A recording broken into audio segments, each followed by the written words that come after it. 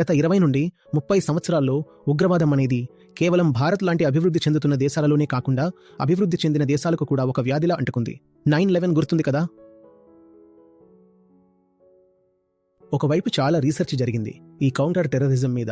ఒక ఉగ్రవాది ఎలా తయారవుతాడు, ఇదంతా ఎలా విస్తరిస్తుంది అన్న దానిపై.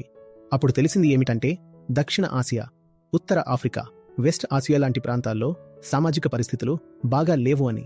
ఎక్కడైతే పేదరికం ఎక్కువగా ఉంటుందో, ఇంకా అక్షరాస్యత తక్కువగా ఉంటుందో, మరియు మతపరమైన కట్టుబాట్లు ఎక్కువగా ఉంటాయో, అటువంటి చోట్ల నుంచే ఎక్కువ ఉగ్రవాదులు వస్తుంటారు.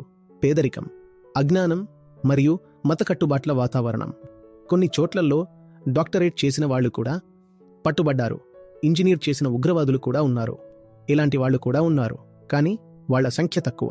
చాలా మంది ఉగ్రవాదులు వెనుకబడ్డ ప్రాంతాల నుంచే వస్తున్నారు. ఒక పశువుగా జన్మించే ఆ జీవికి మనిషిగా మారే అవకాశం సరిగ్గా దొరకదు.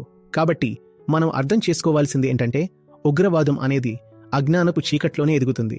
ఎక్కడైతే జ్ఞానం తక్కువగా ఉంటుందో అక్కడి నుంచే తీవ్రవాదం ఉద్భవించే అవకాశాలు ఎక్కువగా ఉంటాయి.